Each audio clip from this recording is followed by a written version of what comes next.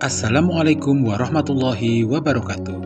Salam guru penggerak, tergerak, bergerak, menggerakkan. Saya Yunida Adi Saputra, CGP Angkatan 10 Kabupaten Malang.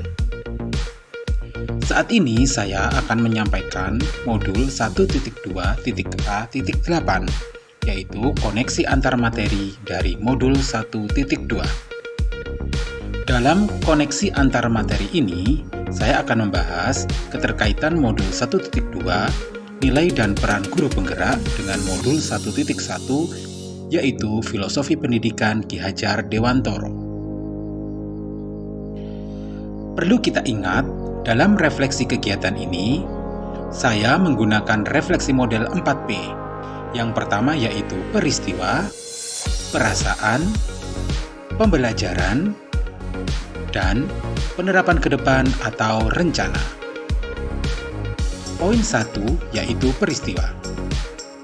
Momen yang paling penting atau mencerahkan bagi saya dalam pembelajaran modul 1.1 hingga modul 1.2. Yang pertama yang akan saya bahas adalah modul 1.1. Pada modul 1.1 ini, kita membahas tentang guru merupakan among yang menuntun tumbuh kembangnya murid sesuai dengan kodrat alam dan kodrat zaman, dengan tetap memperhatikan budi pekerti, sehingga dari sini dapat kita ambil nilai-nilai akhlakul karimah yang bisa diperoleh oleh peserta didik. Sedangkan modul 1.2 yaitu membahas tentang nilai-nilai guru penggerak yang harus diimplementasikan dalam menjalankan peran sebagai pendidik, sehingga dapat menggerakkan diri sendiri, siswa, dan komunitas praktisi, serta semua elemen dan pihak pendidikan. Kemudian, keterkaitan antara modul 1.1 dan modul 1.2 adalah filosofi dari Ki Hajar Dewantoro tentang menuntun kodrat anak sangatlah relevan dengan nilai guru penggerak, yaitu berpihak pada murid dalam menjalankan perannya sebagai pemimpin pembelajaran.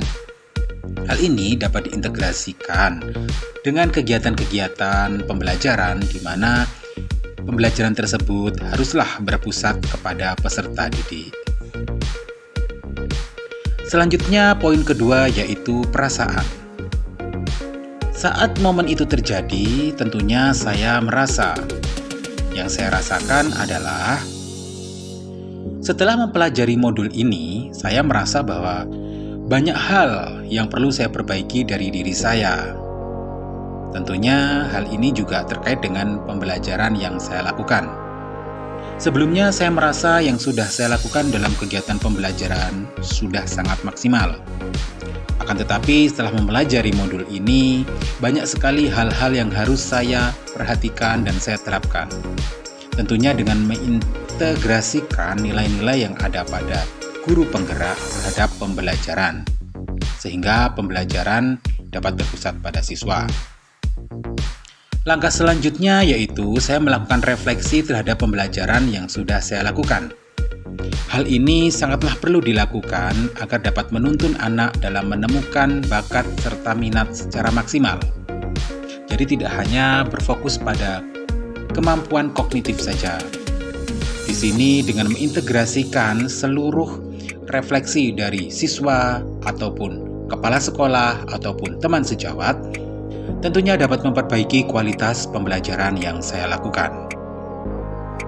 Kemudian juga menjadi termotivasi untuk membenahi diri dan memperbaiki pembelajaran, serta dapat mengintegrasikannya dengan nilai-nilai guru penggerak yang tentunya juga perlu saya implementasikan dalam kegiatan di sekolah secara masif dan menyeluruh. Dengan adanya pengintegrasian nilai-nilai tersebut tentunya akan memberikan hasil yang maksimal sesuai dengan tujuan pendidikan yang telah ditentukan. Kemudian yang ketiga adalah pembelajaran. Sebelum momen itu terjadi, saya berpikir bahwa murid adalah objek pembelajaran. Jadi di sini bahwa murid adalah sebuah objek di mana yang harus menerima materi dan hanya terfokus pada penyampaian informasi saja.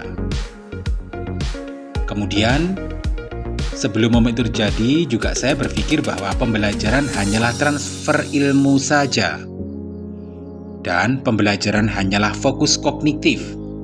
Kemudian juga sumber belajar hanya terpaku pada buku-buku teks saja. Sekarang saya berpikir bahwa murid adalah subjek pembelajaran. Sehingga murid tersebut harus kita tuntun dengan berbagai teknik dan model pembelajaran yang sesuai. Hal ini tentunya juga kita bisa mengenali dengan melakukan asesmen diagnosa. Kemudian, sekarang saya juga berpikir bahwa murid dapat mengkonstruksi pengetahuan. Hal ini terjadi karena pada dasarnya murid sudah mempunyai kemampuan dasar. Tinggal kita menuntun siswa dengan berbagai media ataupun strategi pembelajaran yang sesuai. Kemudian juga sangat penting penanaman karakter bagi peserta didik. Penanaman karakter ini tentunya juga berhubungan dengan nilai-nilai akhlakul karimah pada peserta didik, sehingga dapat diimplementasikan dalam kehidupan sehari-hari. Sekarang saya juga berpikir bahwa belajar dapat dari berbagai sumber, baik dari lingkungan, ataupun dari media-media interaktif, ataupun dari pengalaman-pengalaman langsung. Semua yang ada di sekitar peserta didik adalah sumber belajar. Selanjutnya yaitu poin keempat, penerapan ke depan atau rencana. Yang pertama, saya akan menerapkan pembelajaran yang berpihak kepada murid.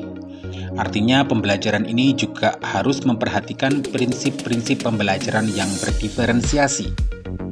Hal ini dapat kita laksanakan dengan melakukan asesmen diagnosa di awal pembelajaran, sehingga kita dapat memetakan kebutuhan siswa secara matang. Yang kedua yaitu melakukan pembiasaan budi pekerti. Pembiasaan budi pekerti ini dapat saya lakukan dengan melaksanakan pembiasaan-pembiasaan yang sifatnya sederhana, baik itu pembiasaan seperti keagamaan ataupun di bidang kesehatan. Salah satu contoh yang akan saya lakukan tentunya adalah melaksanakan kegiatan pembiasaan berdoa pagi, di mana di situ kita akan melaksanakan murojaah surat-surat pendek, kemudian juga membaca doa sebelum belajar, dilanjutkan dengan kegiatan pembiasaan sholat duha dan sholat zuhur. Di sisi lain juga melakukan pembiasaan, yaitu seperti mengucapkan terima kasih, kemudian minta tolong, ataupun meminta maaf jika melakukan kesalahan. Yang ketiga yaitu melakukan pengembangan diri. Pengembangan diri yang dilakukan dapat melalui forum kelompok kerja guru atau dengan mengikuti berbagai macam kegiatan yang dilaksanakan oleh platform-platform yang sudah disediakan pemerintah. Hal ini tentunya juga timbul berdasar keinginan sendiri dan juga yang memang sudah disediakan oleh pihak-pihak tertentu, baik itu workshop, in-house training, ataupun pelatihan-pelatihan yang relevan. Yang keempat yaitu aktif menggali berbagai sumber belajar. Artinya juga menggunakan berbagai macam potensi yang ada di lingkungan sekitar, baik itu lingkungan alam, lingkungan industri, atau lingkungan sosial yang ada di sekitar dapat dijadikan sebagai sumber belajar. Tentunya dengan kemajuan teknologi juga bisa mengikutinya, dengan catatan harus memfilter sesuai dengan budaya dan nilai-nilai kearifan lokal setempat. Demikian tadi pemaparan dari saya. Ada kurang lebihnya saya mohon maaf. Salam guru penggerak, tergerak, bergerak, menggerakkan. Wassalamualaikum warahmatullahi wabarakatuh.